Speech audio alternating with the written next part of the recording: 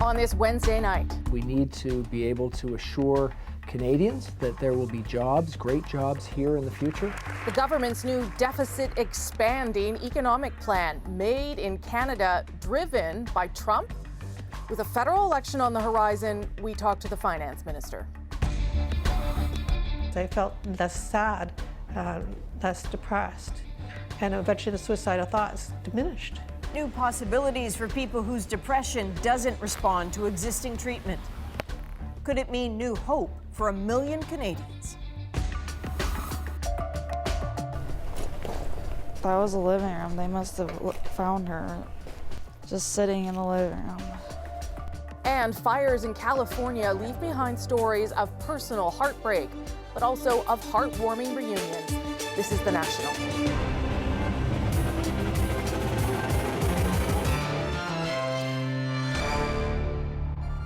The federal government delivered its fall fiscal update this afternoon, but it wasn't all about economics. Tonight, we'll look at the politics involved, the breaks to help some media companies, and we'll ask the finance minister why it's all going to cost so much. Because one thing is certain, Canada will be going deeper in the red for years to come. The fall economic statement will be focused on things like competitiveness and the focus on drawing the benefit from the great trade deals we've been signing and moving forward on over the past years.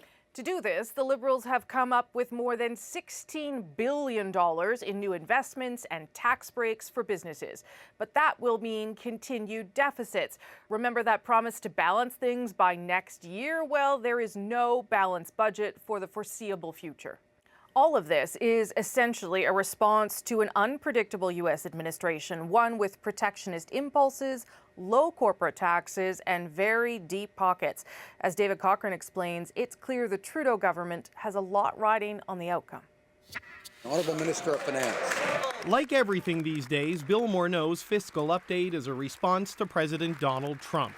One series of measures to respond to U.S. tax cuts. To encourage businesses to invest in their own growth and create more good, well-paying jobs. Others to steer Canada away from its dependence on the U.S. market. Just because we share a trade agreement with the United States doesn't mean we'll always agree with their approach. Those are the goals. Here's how the Liberals want to get there. To stay competitive with the U.S., there are billions in tax cuts for businesses to help them expand and buy equipment over the next 5 years. A 100% write-off for manufacturing and processing equipment. A 100% write-off for clean tech investment. Tripling the write-off for all other business investments. There's also more than $1 billion to diversify trade, including cash to boost roads, rails, and ports to get goods to Asia and Europe. The Canadians will get the bill. But the Conservatives warn this all comes with a big cost. They are putting our future in a reckless state of danger by spending our tomorrow on their today. That's right. The tax cuts guarantee deficits as far as the eye can see, adding $100 billion to the debt over the next 6 years. The NDP says the bulk of that is going to the wrong people. It looks like, and it's very clear that the Liberals are playing Santa Claus for rich corporations and Scrooge for everyday families struggling to get by. The reality is the Liberals didn't have a lot of choice but to make these tax cuts. Trump's tax cuts have pushed the U.S. deficit to historic levels, but they've made it far more attractive for companies to invest south of the border, a challenge Canada could not leave unanswered. We could have ignored the concerns of business leaders, decided not to make the investments and the changes that are part of the fall economic statement, and we would have had a lower deficit as a result. To do so would be neither a rational response nor a responsible one. In other words, the cost of doing nothing was higher than the cost of doing something. David Cochrane, CBC News, Ottawa. And in an age when journalists around the world are being accused of producing fake news, the Trudeau government has decided to invest in local news.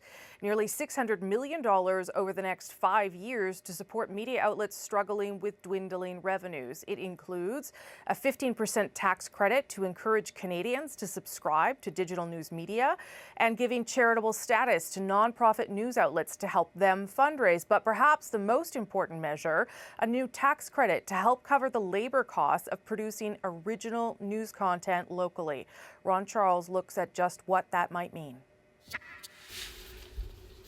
For Lisa Van Nieuwenhove, the Uxbridge Cosmos is clearly a labor of love. She is publisher, editor, and a writer at the weekly local newspaper she bought 5 years ago, relying on freelancers for all the rest.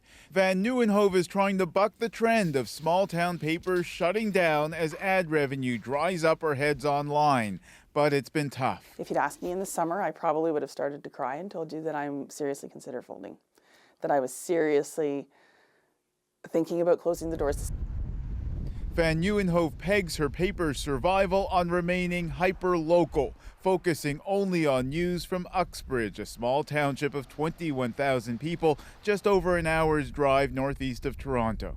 The Cosmos is a main source of news about the township council and municipal politicians. I think that a small town newspaper is important so that we can respectfully, because, like I said, we work and live with these people, respectfully hold them accountable. Mr. Speaker. And so Van Nieuwenhove watched Bill Morneau's fall economic statement closely, searching for a headline that could offer hope for small-town publishers like her. She thinks she may have heard something, possibly money, to better cover council. If it's money for that sort of person, then maybe it means that I take on a staff member, which is awesome. Maybe I can give somebody coming out of school a job. And maybe her paper can avoid the same fate of so many other small-town news organizations across Canada. Ron Charles, CBC News, Uxbridge, Ontario.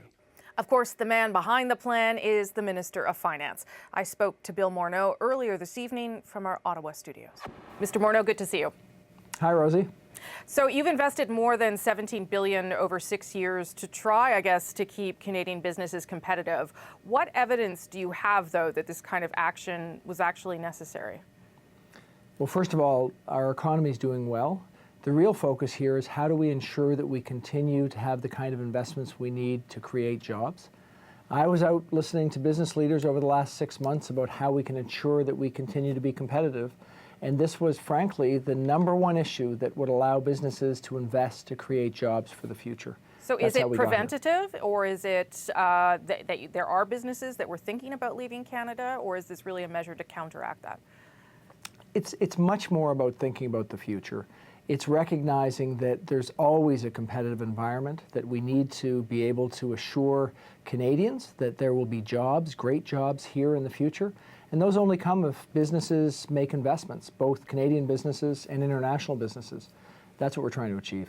Okay, and I guess lots of people would say, well, why not just cut corporate taxes to the same rate as the Americans then? Why did you decide not to do that?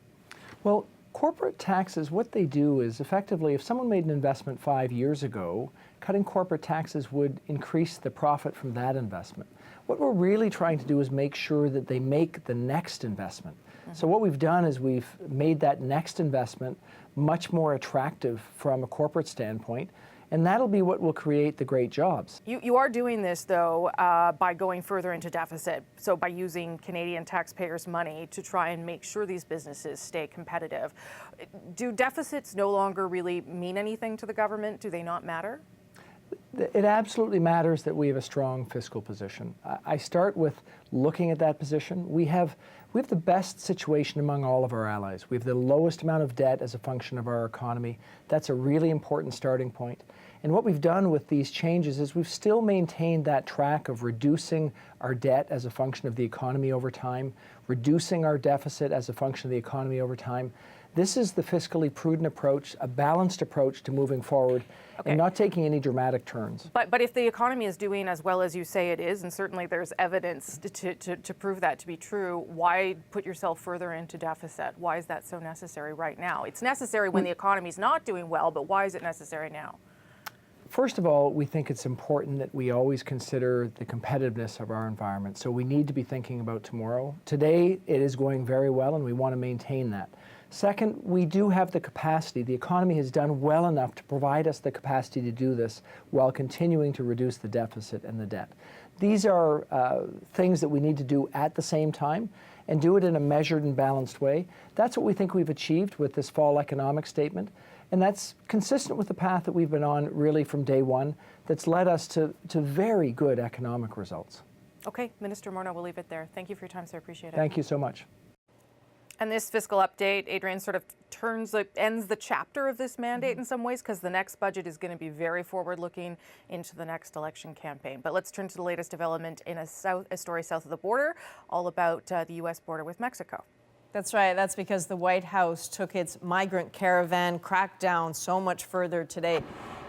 It's now approved the use of soldiers to protect Customs and Border Patrol agents between California and Mexico. Now, their methods can range from temporary detention to lethal force. President Donald Trump also tweeted, again, with no evidence, "There are a lot of criminals in the caravan. We will stop them, catch, and detain." So remember, this particular mass migration began on October 13th, when 1,600 people left San Pedro Sula in Honduras.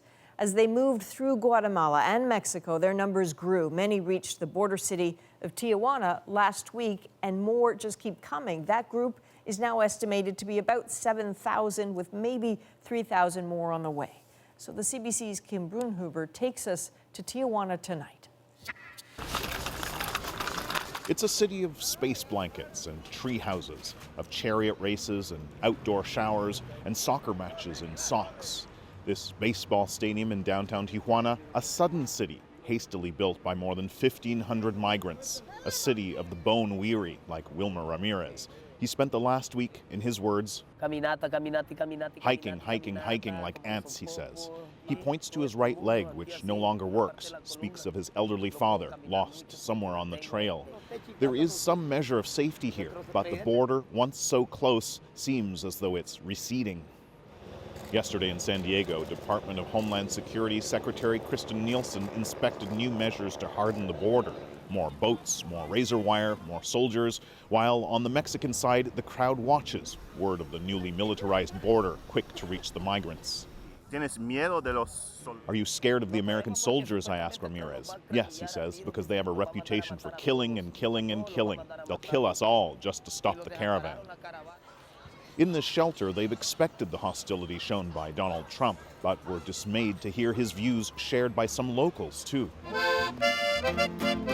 For decades, mariachi Pablo Romero has been playing these Tijuana beaches. Migrants from the south are part of life, but these massive caravans, he says, are bad news. There are lots of pickpockets who are robbing, taking advantage of being here, so they're doing more bad than good, he says. Words echoed by Tijuana's mayor, which may have only escalated tensions. This beach used to be full of migrant tents, but now all except these two are gone after some local residents threw rocks at them. So in downtown Tijuana, a group of migration experts hastily convened to discuss the city's response to the caravans. It's unfortunate authorities are copying the hostile language used by President Trump, says social scientist Oscar Contreras. They've now drawn up a petition asking national authorities to investigate the mayor's comments. These comments don't represent our views, says Soraya Vasquez of Tijuana Migrante. Still, with more caravans arriving every couple of days, Honduran migrant Novia Navarro is worried about a growing backlash.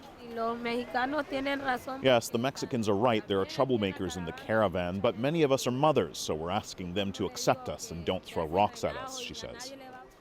For Navarro and her two children, this will be a precarious home, as day by day the U.S. border and many Mexican hearts grow even harder. But they made it all this way. She believes, she has to believe, she says, that after all that suffering, God won't abandon them now. Kim Brunhuber, CBC News, Tijuana, Mexico. Okay, let's turn back to this country and to a hip-hop rivalry between Toronto's Drake and the U.S. rapper Pusha T that has been thrown back into the spotlight. Fights broke out at a concert last night that left one man critically injured. When Pusha T's show resumed, he seemed to implicate Drake in the attack. The CBC's Tashana Reid takes a deeper look at their feud and whether last night's commotion could have an effect on the wider hip-hop community. 40 minutes in, Pusha T's concert came to a halt when drinks were hurled on stage. Then, a fight in the crowd spilled over the barriers. Richie Astley saw it happen. Once people started throwing punches, which I kind of figured this might be it. Yeah, especially when it spilled into the crowd and kind of you could tell that something pretty significant what's going on. When the show resumed, Pusha T alleged someone had paid disruptors, insinuating it was Drake.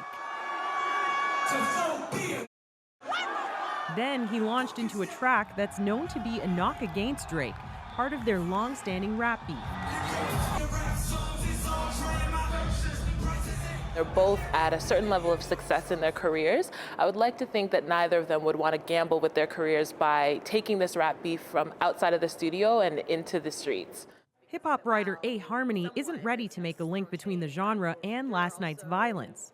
These things unfortunately do happen sometimes, and I don't think hip-hop is unique in terms of having violence erupt at concerts. Drake and Pusha T have been at it for years. This summer, their beef boiled over when Pusha T accused Drake of not writing his own raps. When Drake fired back, Pusha T took it to another level, revealing Drake had a son. Then he mocked Drake's longtime producer, Noah Shabib, who has multiple sclerosis. I study rap battles for a living. Now, when you mention defenseless people who are sick in the hospital that passed away, that really sent me to a place where, you know, I just believed then and believe now that there's just a price that you have to pay for that. This hip-hop podcaster says Pusha T's provocation was just part of the show. You know, if something happens at a concert in Toronto and Pusha T's on stage, what do you expect him to say? He's more worried about the potential impact on local artists. I just don't want it to paint a bad light on hip-hop where it makes it harder for even a local artist to be able to book shows. That's the most important to me. Police continue to investigate just what led to the violence last night. For now, Drake has not weighed in. Tashana Reed, CBC News, Toronto. Let's take a look at some other stories we're following tonight. A new case of E. coli connected to romaine lettuce has been confirmed in New Brunswick. That's on top of 18 instances in Ontario and Quebec. We are certainly encouraging all Canadians to ensure that they don't consume any romaine lettuce. So Canada's 3 largest grocery chains have pulled thousands of products from the shelves. A public health warning was issued yesterday telling people not to consume romaine lettuce. A full recall, though, has not been issued.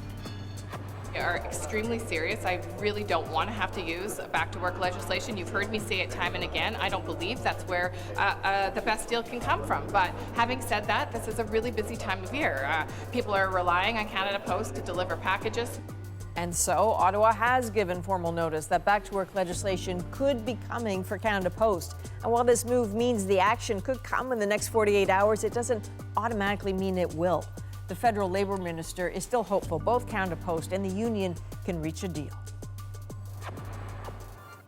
And a pretty frightening ride for some Amtrak passengers tonight. 2 of the train's cars separated from the rest about halfway from Montreal to New York. Almost 300 people were on board and have been transferred to another train. No injuries have been reported. The company is calling this a mechanical issue.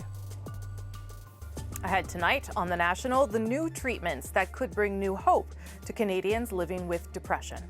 And they fled Syria for Canada. Now, less than 2 years later, they are paying it forward, sponsoring another family. The warm welcome at the airport is our moment of the day. That's incredible. First, though, the ruins of paradise. Briar Stewart takes us to California for an in-depth look at what was lost in the flames. I just was expecting it not to be as bad, and then it's like this. And all gone in the ceiling, and it's literally buried.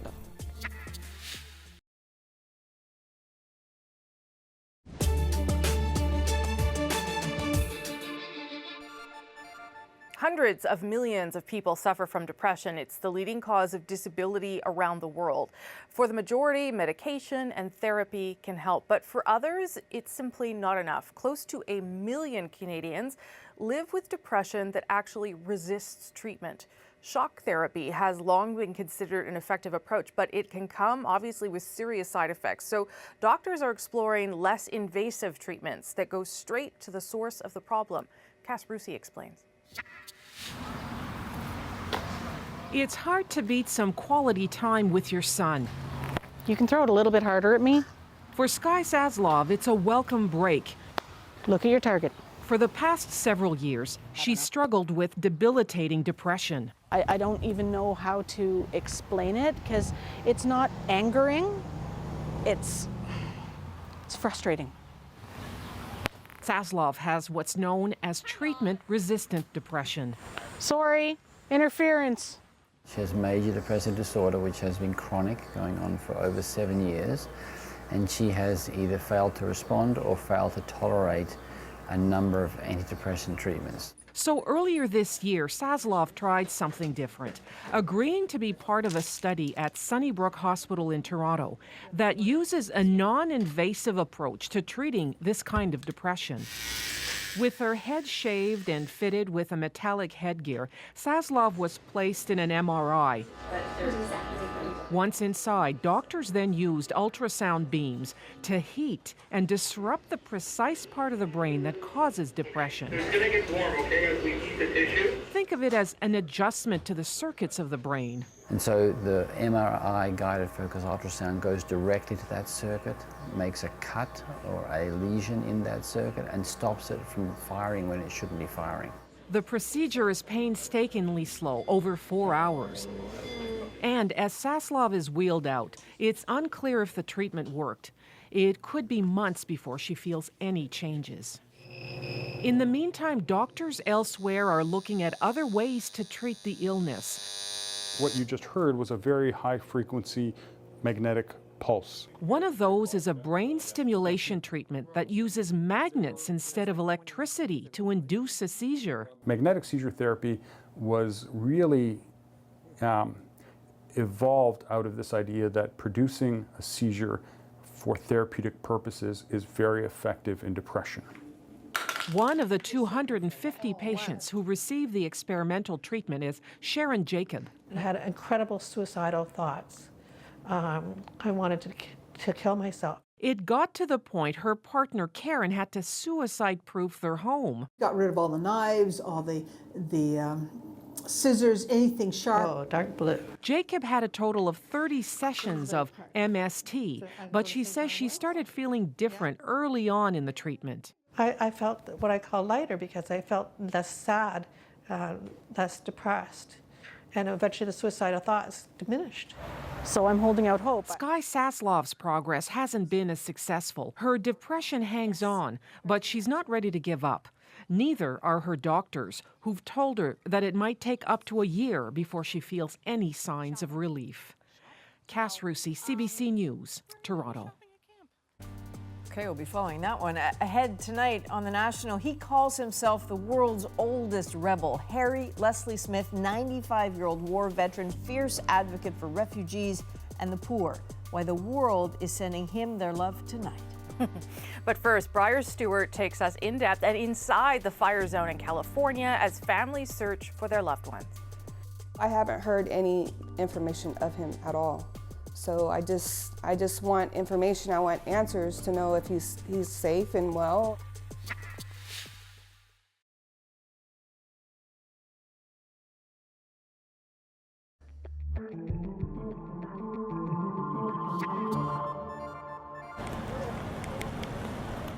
Rain has come to Northern California. As much as 20 centimeters is expected, soaking earth that was scorched by the deadliest wildfire the United States has seen in at least 100 years. There are now concerns of mudslides and deteriorating conditions for those left homeless by the disaster. I feel pain and I feel anger, and I just really wish that somebody were able to give us a place to go, just to get out of the rain. And the fire is well on its way to being contained, but there's no way to contain the impact of scenes like these. The desolation left behind is sickening. The town of Paradise, California, all but seared from the face of the earth. Tonight, the death toll sits at 83, but that number has been rising almost daily since this fire first began 2 weeks ago. And then there's the list of those missing, which has swung from as high as 1,300 people to as low as 560, as an ever-changing rush of names swirls around officials like cinders on the wind. The local county sheriff acknowledged it's possible the final death toll will never be known. Tonight's dispatch is from Paradise, California, where Briar Stewart takes us to the anguished heart of the wildfire. As soon as you enter what once was the town of Paradise, the scale of destruction is painfully clear and overwhelming. There were some houses over there.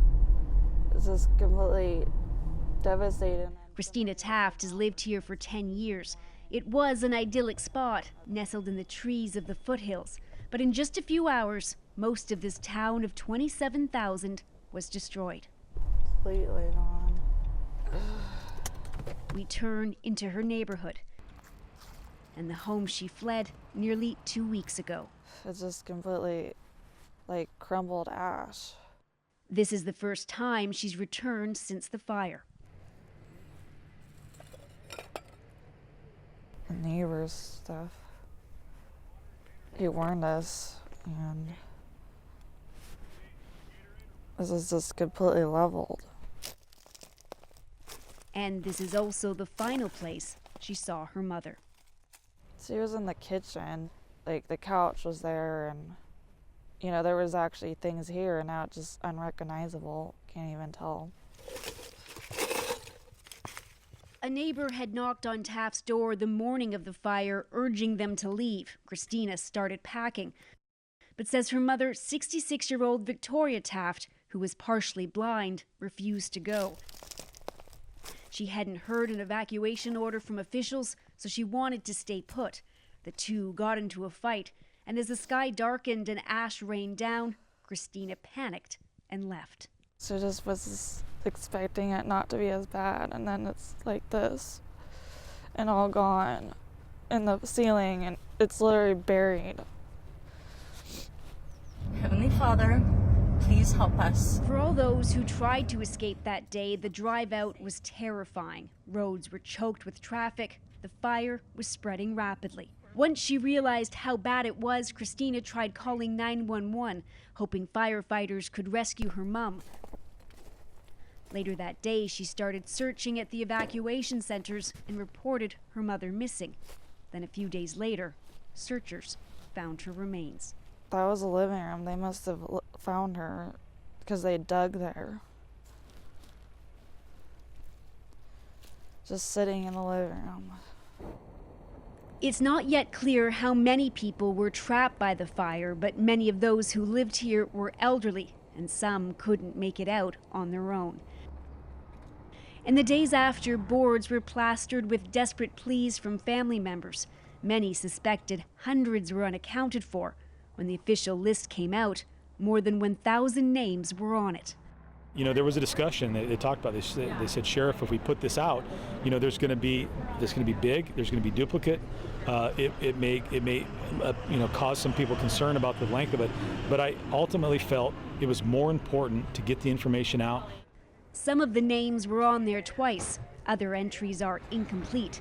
Each day, the list swells and shrinks depending on who else is reported missing and who is found.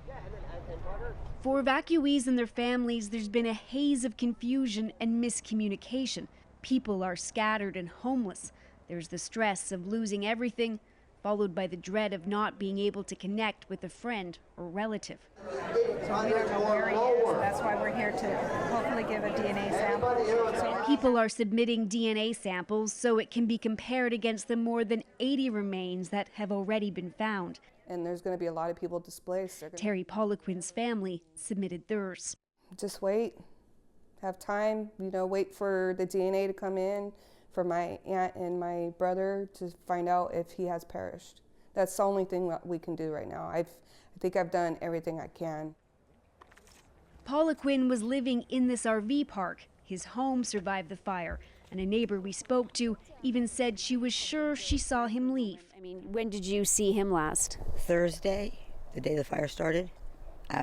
Right, not too long after they came through and said everybody needed to evacuate. So I know they loaded him up and got him out of there. So. And you know, nobody's been back since. A lot of people have been sharing it. But his daughter Alicia Martin and the rest of the family couldn't get a hold of him. They reported him as missing. So, you know, it's not like him to not contact his daughter, especially with a disaster like this. I'm just hoping I get answers, you know, and I know a lot of people out there are waiting for answers. And the family finally got one, news they happily shared online. Just hours ago, he texted them. His cell phone had been lost in the evacuation. That's one more name that can be removed from this list, but so many others remain. Finish right down here on this creek bottom right there. We're going to reline out from there again and push back towards the road. Hundreds of searchers have fanned out across the unrecognizable neighborhoods, picking through the ash and rubble of the 13,000 buildings that were incinerated here. All of these properties were quickly searched after the fire, but now crews are taking a much more thorough look. And when they're done, they spray paint a marking on the driveway like this one. It says what time the crews were here and also whether or not there was a victim. Phil, as you make your way up here, this is the tub and the shower. Okay. And that looks like the upper piece of it right there in front of you. So I think that's a bed. Jason Denton and his team of volunteers came from Oregon to help out. They're focused on searching what were bedrooms and living rooms, places where people were likely to be. So since we can't sift through everything, we're looking for the high probability areas. At this lot, they spent more time carefully lifting up parts of a roof and walls because they noticed that at this house there was a wheelchair ramp. How does this compare to what your team would normally search? Normally we're looking for a missing person out in the woods that's alive.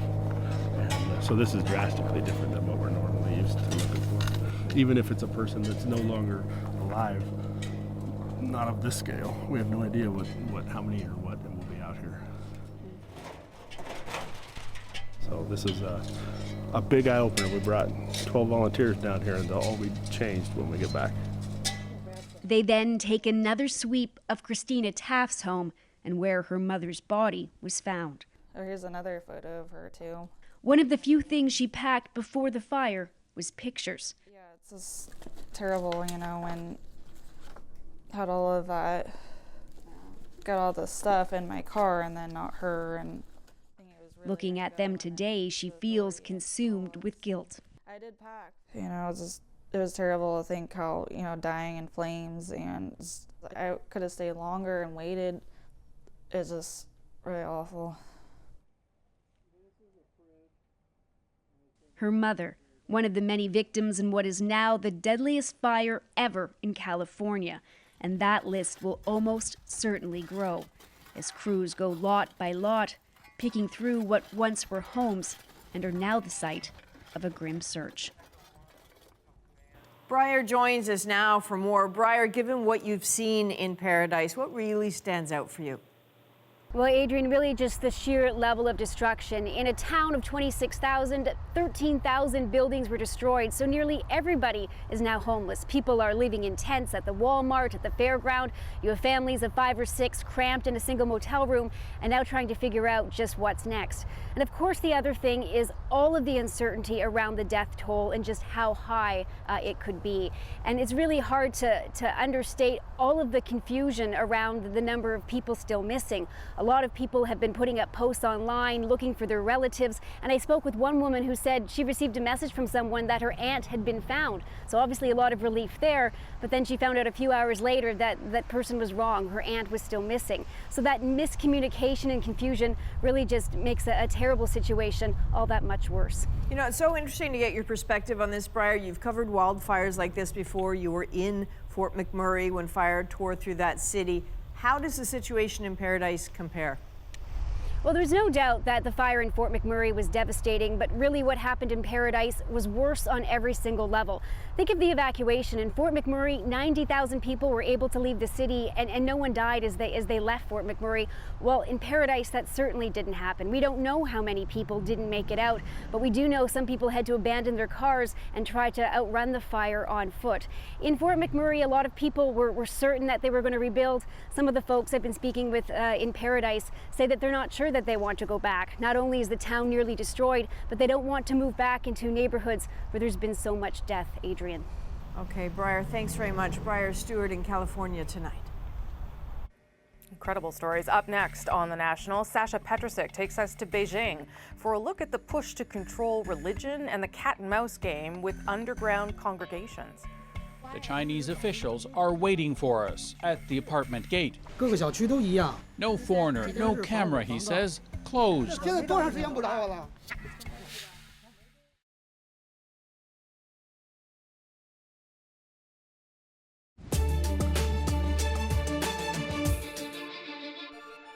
Anytime the RCMP has an investigation, it's a serious matter. I am absolutely, I cannot speak to that any further. This is a strange story, and there are still more questions than answers about why 2 senior officials at the BC legislature are under criminal investigation. Today we learned the Speaker of the House raised concerns about Clerk Craig James and Sergeant-at-Arms Gary Lenz as far back as January. The RCMP was alerted in August. No details about the investigation have been released, except that it has to do with their administrative duties. When I grew up playing sports, that stuff is not tolerated, and it's not what we're about. And that's one of the coaches of this weekend's Grey Cup, referring to allegations of assault at St. Michael's College in Toronto.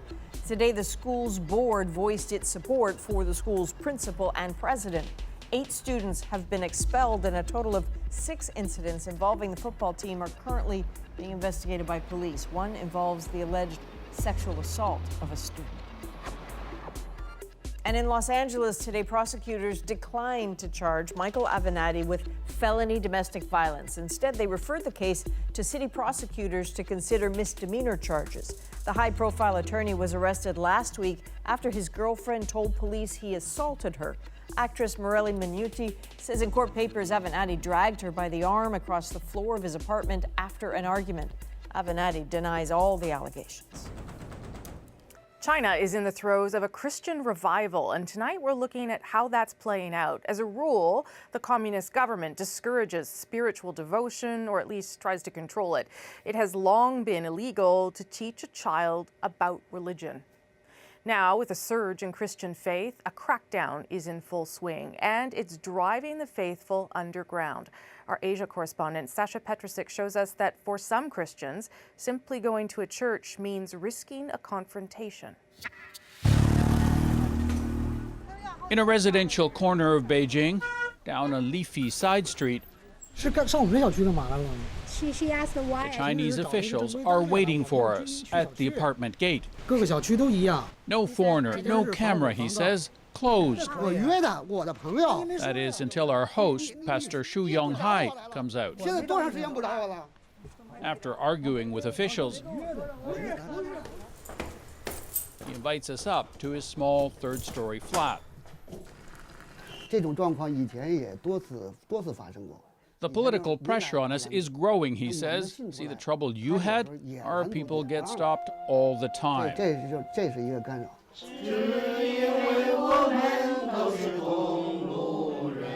Once a week, Shu's parishioners meet around the dining room table in this so-called house church, or perhaps elsewhere if police intervene. It's one of thousands of tiny underground congregations playing cat and mouse with authorities across the country. Indeed, China has the fastest growing Christian movement in the world. Its followers likely outnumber Communist Party members. And Beijing isn't ready to let things get out of its control. In the past months, dozens of Protestant churches have been raided and shut, sometimes violently, says Pastor Zhang Chunli from China's Christian heartland in the south. Police came in and removed our crosses and books, he says. They told us the gatherings are illegal. Even larger, government-approved churches have been ordered to reduce their visible presence by removing crosses. As work crews took down one huge cross in the southern city of Xinjiang recently, parishioners prayed and sang. A video circulated online shows one man yelling, "Religious people are not bad. Why are you treating us like this?" Beijing's taken a very different approach with the Catholic Church here. It hasn't been so much confrontation as negotiation, a deal with the Pope over who gets to choose China's bishops. That's been a sticking point since the 1950s and only seems to have been resolved over the past few weeks. In a public appeal from Rome, Pope Francis asked Catholics to support the arrangement, saying it will open a new era of cooperation with the communist leadership, though Vatican insiders say it will also effectively give Beijing a veto over appointments. The deal's been controversial. The head of the Hong Kong Catholic Church calls it a betrayal that doesn't protect religious rights. Now, after the signing of this provisional agreement, there will still be time when priests suddenly they've been made disappeared. He says China will continue to remove clergy it doesn't like and close churches whenever it wants.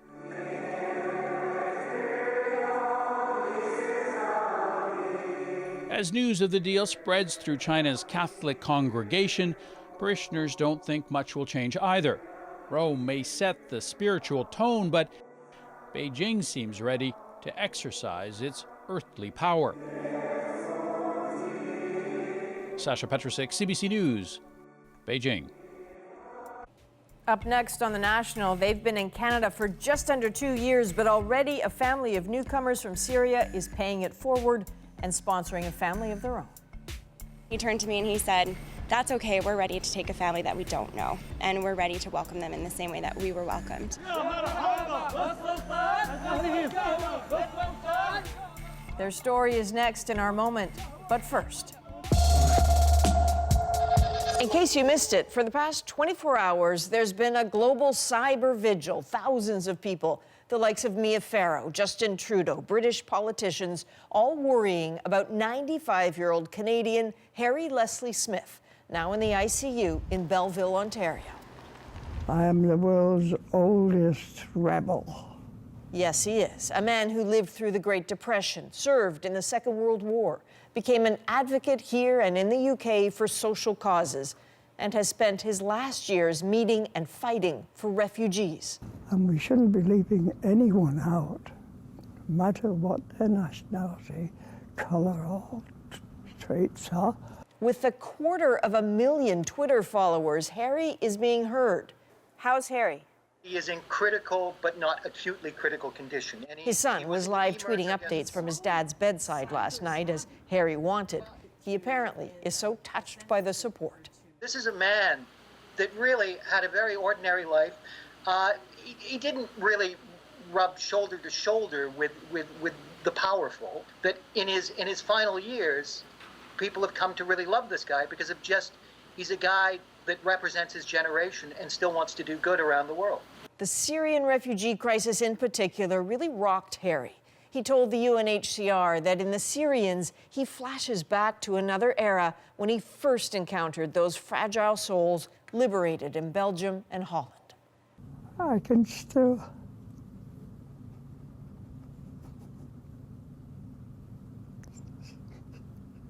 see them.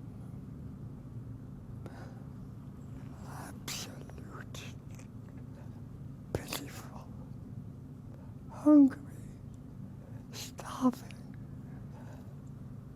And so, Harry fights for current generations of refugees and now for himself in a hospital in Ontario. Buoyed, his son says, by the care of strangers on the net.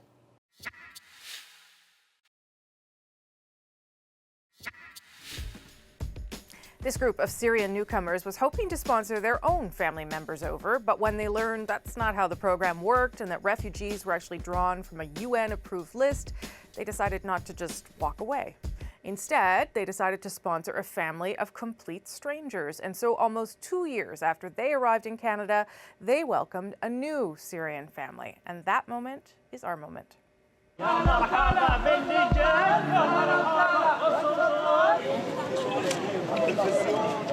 Merci, thank you. I have told them before, you are not refugee anymore. Now you are 100% Canadian, and Canadians, they love to do something good. The people Canadian here help me and help all the refugee from Syria. I like help some people, like whose people help me, I help another people. Everybody now already for the family, and everybody help the family. If you need go to doctor, if you need a translate, if you need go to shopping. This family like my brother and like my family. Okay, that's great. You know, a couple things jump out at me. Those hugs are pretty amazing for people who don't know each other. I know they were also greeting them with those carafes of super strong Syrian coffee. Just wake up, welcome to Canada. And also, I think 95-year-old Harry Leslie Smith, who advocates for refugees and is in a hospital bed in Belleville, Ontario now, if he's watching this, would love that moment. I should point out they arrived in Ottawa, where it is probably, to their horror, extremely cold right now, but they're not staying. They're moving to Brockville, which is probably balmy by comparison. So anyway, a lovely story. That's The National for November 21st. Good night, everyone. Good night.